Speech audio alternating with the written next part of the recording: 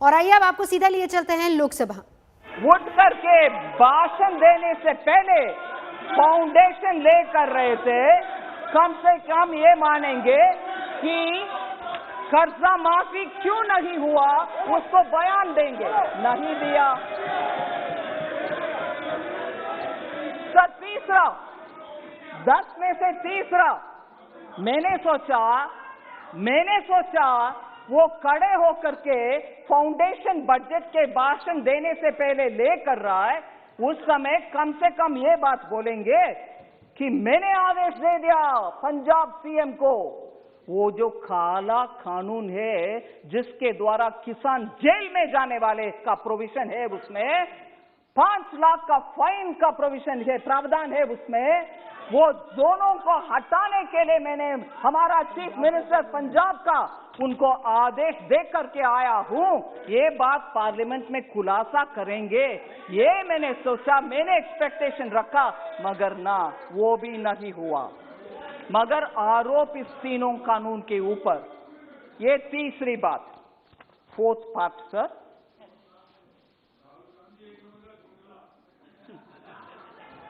राहुल गांधी जी उस दिन जब बात कर रहे थे बजट में नहीं, फार्म लॉस के ऊपर, फाउंडेशन है, ठीक है, सुनते हैं, उस समय मैंने ये भी एक्सपेक्ट किया वो कम से कम ये बात बोलेंगे कि किसान को बहुत ही दुख है, दर्द है, वो पराली के विषय में उनको बहुत ही दुख हो रही है, उसके वजह से उनको कुछ राहत दिलाएंगे कांग्रेस के सरकार के द्वारा पंजाब में, जिससे पराली वो अभी का प्रॉब्लम नहीं रहेगा, उनको राहत दिलाएंगे, ये घोषणा करेंगे। ये भी मैंने एक्सपेक्ट किया, नहीं, वो भी नहीं हुआ सर।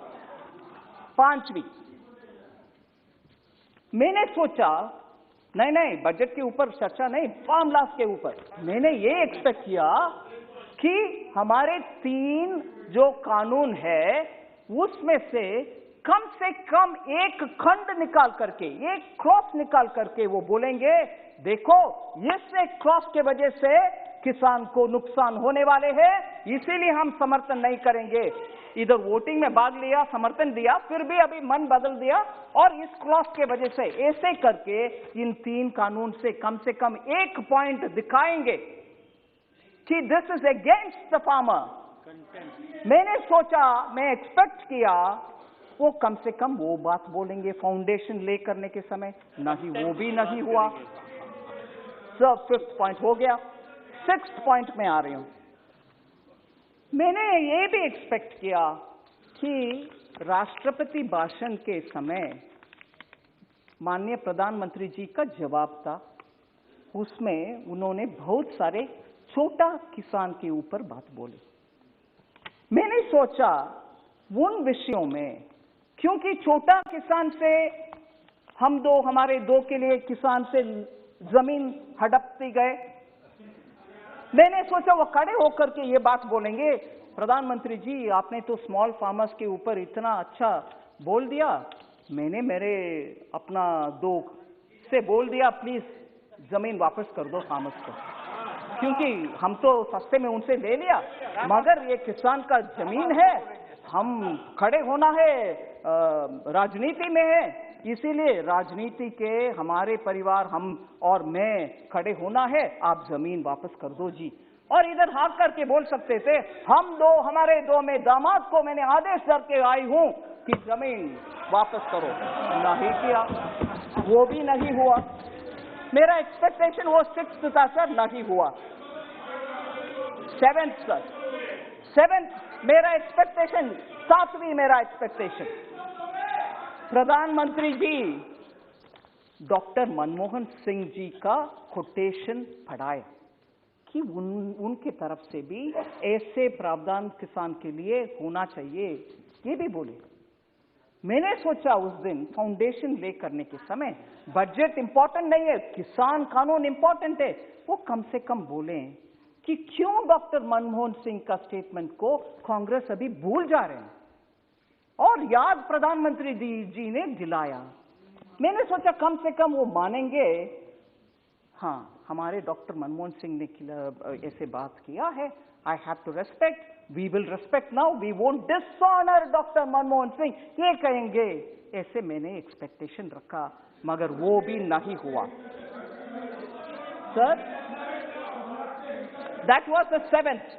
मेरा 8th एक्सपेक्टेशन यही था, मेरा 8th एक्सपेक्टेशन, मैंने सोचा चर्चा के समय, बजट के चर्चा के समय, क्योंकि किसान कानून बजट में भाग हो सकता है, इसीलिए बहुत सारे मेंबर्स ने ये प्रश्न उठाया। मुझे याद है, मैं सुनी कि एपीएमसी देश भर में कहीं ये तीनों कानून आने के बाद बंद हुआ है क्या? कहीं बंद नहीं हुआ।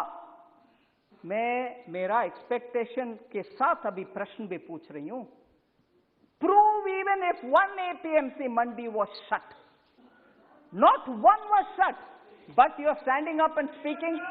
ऊपर से बजट में प्रावधान किया गया है that 30,000 crores which will be collected through that agricultural development infrastructure set will be actually be going to the state so that APMC infrastructure can be improved. हम ऊपर से फंड भी दे रहे हैं स्टेट्स को APMC का इंफ्रास्ट्रक्चर बढ़ाने के लिए, ये भी नहीं बोला। मगर फाउंडेशन लेते रहा, फाउंडेशन ले करते रहा, भरे नहीं और वापस चले भी गए बिना चर्चा बजट के ऊपर। Sir,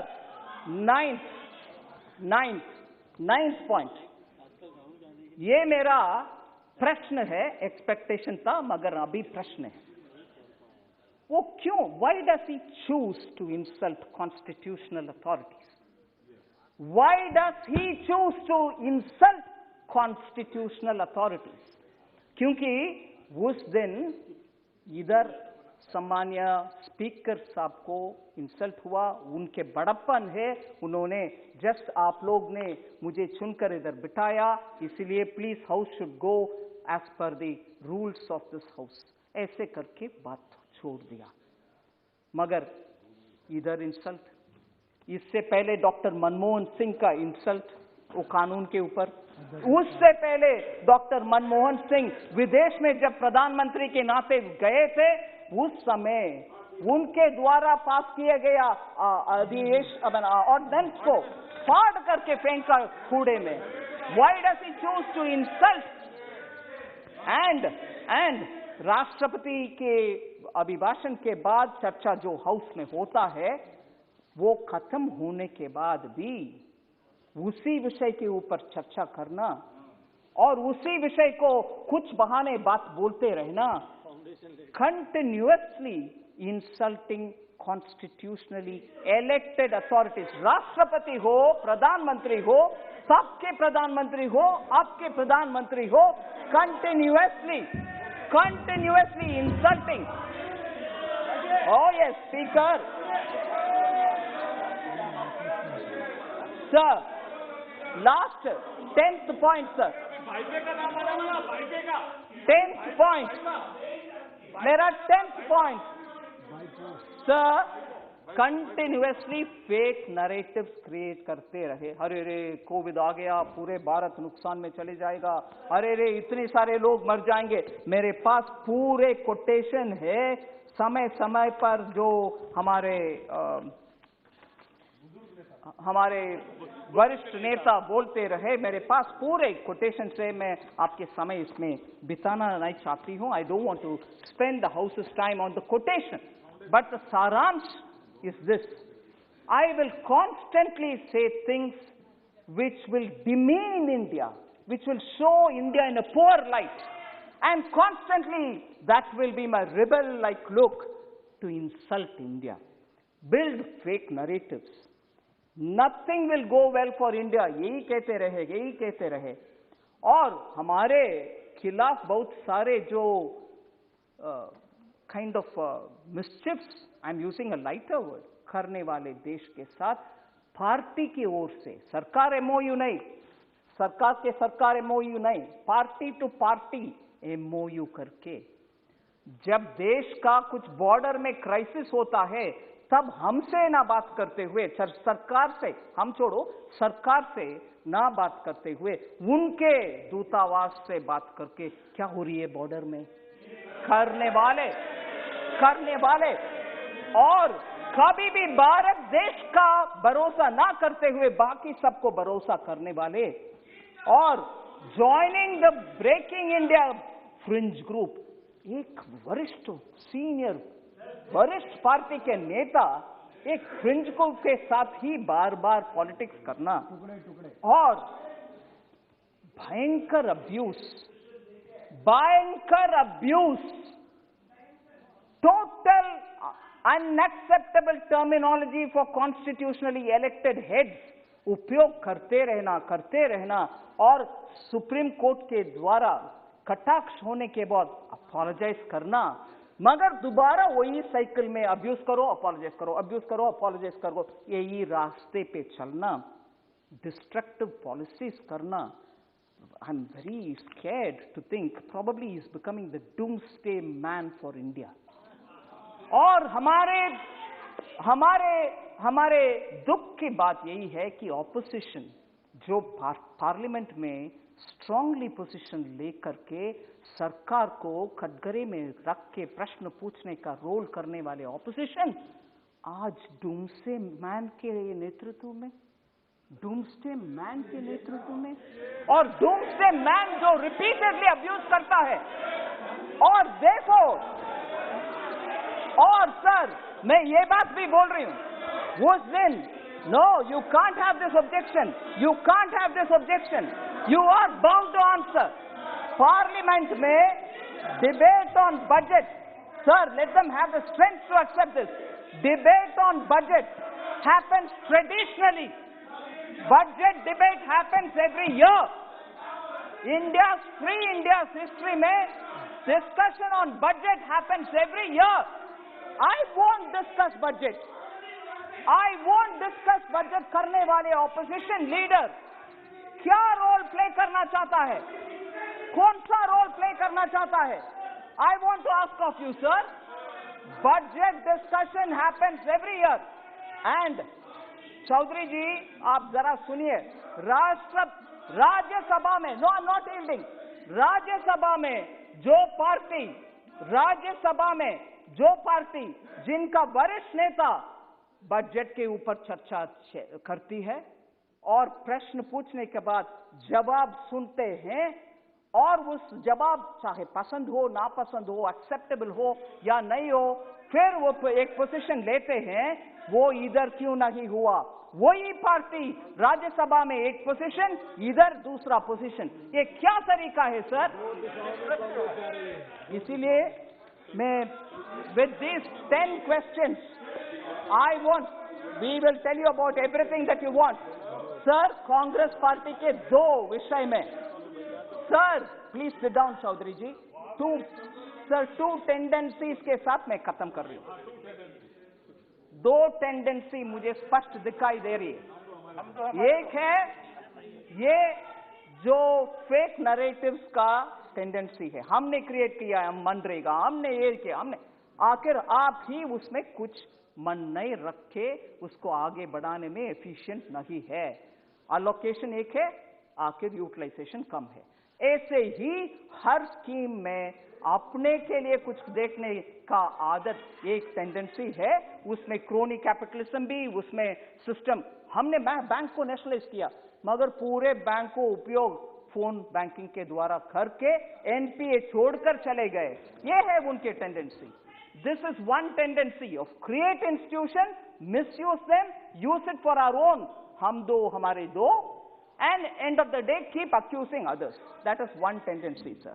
And the second tendency is हम जो भी कहेंगे पार्लियामेंट में, आपके ऊपर बहुत सारे एलिगेशंस डालेंगे, आपके ऊपर अब्यूसिव लैंग्वेज भी यूज करेंगे, मगर आप जब सिस्टम के तहत खड़े होकर के पॉइंट बाय पॉइंट जवाब देने के लिए खड़े होते हैं, सुनने को तैयार नहीं है, अभी जैसे हो रही है, कभी भी डिस्टर्ब करो, चिल्लाते रहो या तो वॉकआउट करो, वही हुआ बजट डिबेट में। इसीलिए 2 टेंडेंसीज कांग्रेस पार्टी का हमने पहचानना चाहिए। पहचानना चाहिए।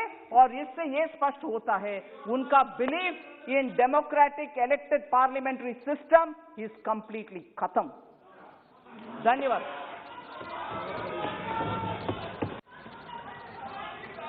Item number